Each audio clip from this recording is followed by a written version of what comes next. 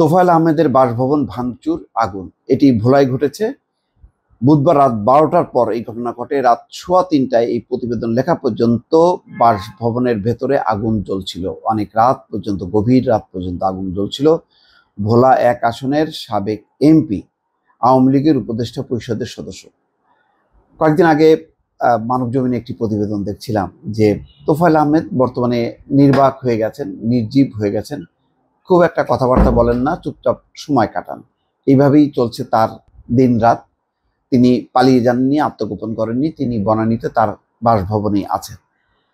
তো তোফায়েল আহমেদ বাংলাদেশের উত্থান পতন, বাংলাদেশের মুক্তিযুদ্ধ, স্বাধীনতার যে ইতিহাস সংগ্রাম, তার সঙ্গে তার নামটি জড়িয়ে আছেন।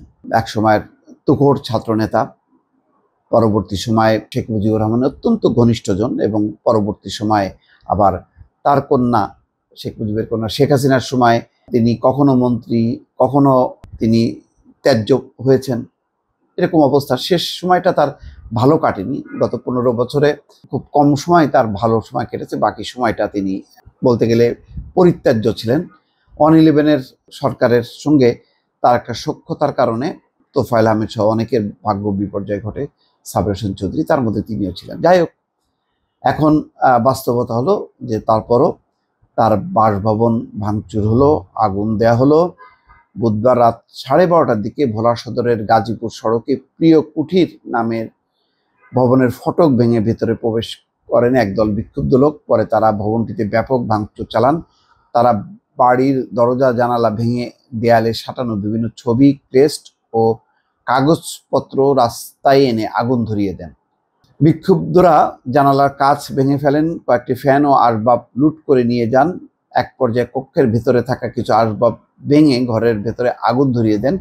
পরে বাড়ির সামনে থাকা একটি পুলিশ বক্স ভেঙে গুঁড়িয়ে দেন।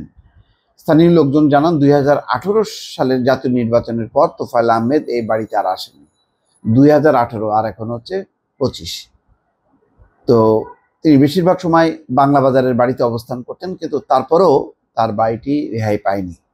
এ বিষয়ে ভোলা সদর থানার ভারপ্রাপ্ত কর্মকর্তা ওসি ফোন দেওয়া হলো, তিনি কল রিসিভ করেননি। ফায়ার সার্ভিসের লোকরা বলেছেন রাত 3:15 পর্যন্ত তারা আগুনের কোনো ফোন পাননি। কি অদ্ভুত! ফায়ার সার্ভিস, তারা ফোন পাননি। ভোলা সদর থানার ওসি, তিনি কল রিসিভ করেননি। অথচ কাল রাতের বেলা যা ঘটনা ঘটল সারা বাংলাদেশে, 32 নম্বর সহ, মানে কোনো পুলিশ প্রশাসন, সরকার বা তাদের আসলে ভূমিকা কি? তারা কেন চুপচাপ থাকলো? এখানে কিছু করণীয় ছিল কিনা? 5ই আগস্ট কেউ মনে করে না যে এটা ইউনূস সরকারের কোনো দায়িত্ব ছিল। তখন সব দায় দায়িত্ব জনতার, কেননা এটা ছিল জনতার অভ্যুত্থান। কিন্তু 6 মাসে একটা সরকার এসছে, সরকার ক্ষমতায় আছে, তারা দেশে বিদেশে যাচ্ছে, বলছে যে এটি অভ্যুত্থানের সরকার, বিপ্লবের সরকার, ছাত্রদের অভ্যুত্থানের ফলে এটা সাধারণ মানুষের সমর্থিত সরকার। দেশে বিদেশে অনেকে সমর্থন দিয়েছে, সহযোগিতা করার আশ্বাস দিয়েছে, সংস্কার কর্মসূচি এগিয়ে নিয়ে যাওয়ার জন্য তারা সরকারকে ধন্যবাদ জানিয়েছে। কিন্তু আজকে এখন পর্যন্ত যে ঘটনাটা ঘটলো কালকে রাতের থেকে 32 নম্বর থেকে শুরু করে সমস্ত জায়গায়, সেখানে কিন্তু কোনো জায়গায় পুলিশের তরফ থেকে, স্বরাষ্ট্র মন্ত্রণালয়ের পক্ষ থেকে, সরকারের পক্ষ থেকে, সরকারের প্রধান উপদেষ্টা প্রেস উইং এত তৎপর, কিন্তু একটা বিবৃতি, বক্তব্য কিন্তু পাওয়া গেল না। এটা কেন পাওয়া গেল না? তারা কি ঘটনা বিশ্লেষণ করছেন? তারা কি বোঝার চেষ্টা করছেন? তারা কি ভাবছেন? সেই ভাবনাটা জরুরি। কেননা সরকার দিকে কিন্তু তাকিয়ে আছে যে যে যাই করুক না কেন, যেহেতু একটা সরকার ক্ষমতায় আছে, তারা কি বলেন, কি করেন, সেটি জন্য অপেক্ষা করছেন অনেকেই। দর্শক, ভালো থাকবেন। আল্লাহ হাফেজ।